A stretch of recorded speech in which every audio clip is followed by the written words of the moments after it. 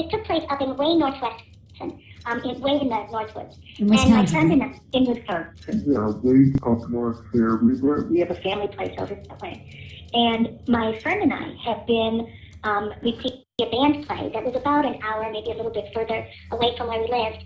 And we were going to listen to the music, and then I was going to talk to the musicians about finding some gigs or something for the following winter. They were friends of his. And so we stayed till the big playing and then visited with them a while. Well, as we were driving back, that long dark night, it was one of those nights where there was no moon. There was a moon set really early. And up in this area, I don't know if you've ever been in real pitch darkness. Yep. The only light is the stars. There's no ambient light. There's no cities or towns anywhere for miles and miles.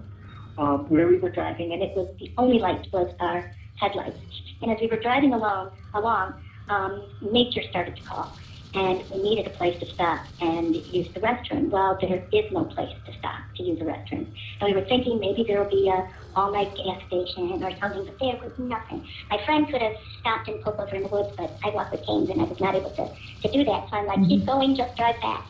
So as we turned down the last highway that we were going to head just a little bit south, we were about a half hour, maybe a little bit more from home. And right as we turned there, like a beacon in the darkness, was the Roadhouse Saloon. And it had the bright neon lights, with the beer signs in the windows. Sure. And the big neon, Roadhouse Saloon sign. Like something out of a movie. Just like out of the movie, yes. And this is like 3 o'clock in the morning. Now, bars don't usually stay open that late. Yeah, I thought 2 o'clock is typically most places' closing time, but...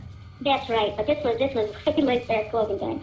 And we saw it there, and I said, just stop, pull in, and I'll leave the restroom and stay for a little while. And Bob at this point said that he's glad it was open because he's an artist, and I'm an artist too, and there was a mural that he knew about and he heard about at this place, a painting. And so we got into the parking lot, got out of the car, and when we of our door, there were all the people in there. There were probably all up the bar door. And when we opened up the bar door, there were all the people in there. There were probably 8, maybe 10, I don't know, folks in there. It wasn't like 2 or 3. There were at least 8 people in the bar. And everybody instantly turned to us and said, "Hi, come on in." Now, the bartender was this big, burly, muscular guy with one of those skinny striped T-shirts, and just a white T-shirt and tight jeans and big, strong arms, and he's leaning on the bar and just grinning at us and sitting. It was one of those bars that was like a horseshoe shape, and there were a couple, 3 women sitting on one side, and they were drinking. They had their drinks drawn. They just looked at us and grinned. And the guy closer to us was a younger guy. He gets up and he's got his foot out in his hand. He says, "Come on in," and he smiles, and he's got these kind of nasty brown stained teeth, like he's smoking, drinking, and all that kind of stuff. But and so I just looked at Bob and I said, "Order a couple of beers. I'm going to the ladies' room." So I went right into the restroom. The light was off when I got there. I flipped the light on, and when I got in there, something, I used the bathroom, and as I washed my hands, I noticed that there were no paper towels in the bin, and that the bathroom was like spotless clean, that it hadn't been used. Now this is like 3 o'clock in the morning, and these women sitting at the bar looked like they'd been there since probably 6 or 8 o'clock. And my first thought was, ew. They've been here all night, and it washed their hands. And then I thought, well, maybe they're closing up and not cleaned up, but, so I just poo-pooed that and came out. And we sat, had him just me and my friends, and we walked over toward the mural. And as we passed, he said, beautiful old jukebox. It was one of those round-topped ones, old-fashioned ones, and it had records in it, and 45 records. And sitting at a table were 2 guys that were playing cards. And then there were a couple of guys playing pool at the pool table. And as we passed them, nobody was talking. It was just quiet. They just kind of watched us. And we walked over and looked at the mural, and we were talking about it. And it was really interesting. It was painted like the set would be painted on a stage. So things like faded out at the side, and it was real sharp towards the center and in places. And as we were looking at it, I looked at it was a scene out of a Western saloon. And there was a table of people playing cards, and there was a billiard table and everything. And as I looked at the painting of the people playing cards, I looked back over to the 2 guys playing cards at the table, and it was them. It was their faces. It was them. They were in cowboy costumes, but it was them. And I said, Bob, that's those guys. He goes, and he says, do. He says, yeah, they probably You know, it's probably their family or something. Of course, the artists would paint the people that frequent here. These people are obviously regulars. So we were just looking at me finding everybody else in the bar. You know, we spent the time, we found the ladies, we found the bartender was not the bartender, he was the cowboy over in the corner, and, you know, just all this, the people, every single person in that bar was in that mural. So then we decided that, then the younger guy goes up and goes to the jukebox and puts a record on, and it was Let's Twist Again like we did last summer. Yeah, Chubby Checker, yes. Chubby Checker, yep. And I said, I love that kind of stuff. And he comes up to me and he says, hey, you want to dance? And he was kind of funky, you know. So I played to the king. I said, sorry, I can't dance. I apologize. And he just kind of teeters off. And that was the first, you know, other than hello that anybody said. But the record played again. And then we were looking, we finished our beers and thought, well, let's have one more. And then we head out and we were going to look at the records on the jukebox again. Ordered another beer, sat at the bar for a little while. And the people across didn't talk to each other. They didn't talk to us. You know, we tried to like engage them in conversation, saying, you know, what can you tell us about the mural? Is this, who painted this?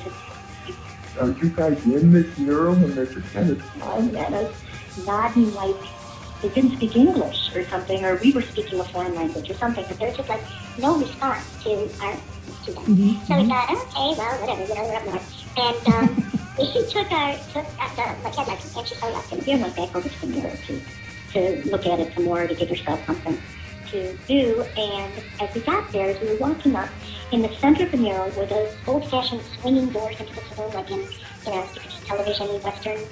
And as we got closer, we saw like the shadows, the outlines of people in the doorway coming in. And we hadn't noticed that when we looked at it before.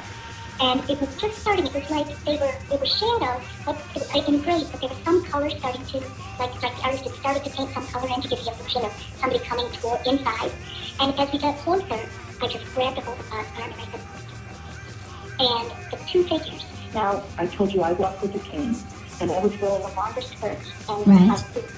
And as the female that was directly in front of me mirrored, looked exactly like me. It was a woman with a longer skirt, with a foot-out hair, and a cane, and curly hair. The guy standing next to her looked exactly, you know, the height difference, it looked exactly like that. And I said, oh my God, that's up. And Bob said, let's get the police out of here, and we just set our beach down. And we went as fast as we could to the door, and as we started to leave, everybody just kind of stood up like, wait, where are you going? And we got out the door. And the door closed behind us, and instantly, pitch utter blackness. Wow. Those neon signs that had been lit up where there was no light. I just froze because I was afraid I would fall, not being able to see. And my friend said, I'll stay there. I'll go turn on the car lights so that you could see where we are. But the windows were still there, but the neon signs, everything was off. There were no cars in the parking lot at all. We got in the car and we just sped out of that parking lot, spinning up, stones behind us. And as we were driving down the road, we were like, "What was that? What happened?" And the more we talked about it, we were like freaked out. You know, people disappear all the time.